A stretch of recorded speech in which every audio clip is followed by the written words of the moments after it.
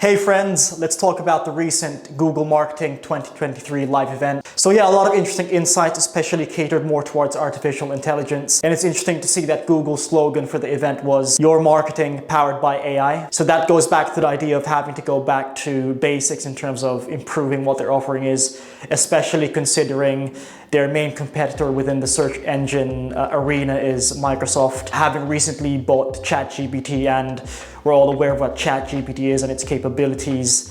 I believe internally at Google, there's that pressure to catch up. It's interesting to know that, Google has all this data. They should really be at the forefront of this. I believe that Google and Microsoft have a healthy competition going on, and I think it's better for us end users because we'll see better products and services that basically creating a better offering for us. So I think that competition, it's a really good thing overall. So let's touch on the main highlights that I took away from the event. And the first one being that, Google really wants to be able to help marketers identify future trends and patterns. The caveat is they didn't really show or explain what that really looks like or how that's going to be realized, but interesting nonetheless. Second touch point is a more creative and collaborative relationship with artificial intelligence. Now, when I think of creativity and I think of collaboration, the first thing that comes to mind is, a group of people, that call and response aspect between two people or a group of people. The last thing that's on my mind is artificial intelligence. So it's interesting to see that Google's using the term creativity and collaboration. Anyway, let's see how that pans out, but it's interesting to see that that's the avenue they're going with. And then third highlight is Google Ads improvement in terms of user interface, user experience, and then obviously being able to implement artificial intelligence within the platform.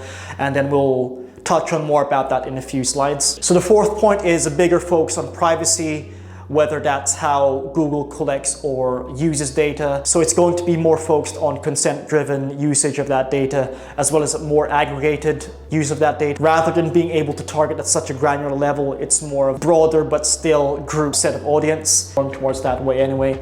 To me, from my experience working with the clients that I work with, I find that whether that's in Facebook, Google Ads, or that's with programmatic display, broader audiences or targeting tend to do a lot better long-term compared to very narrow targeting.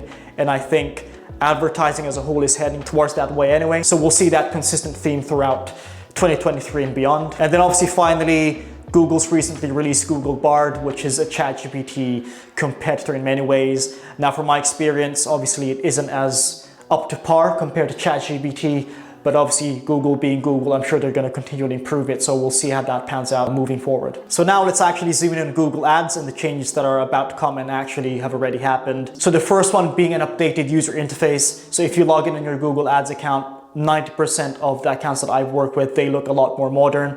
It's very similar to the new Search Ads 360 if you've used that before.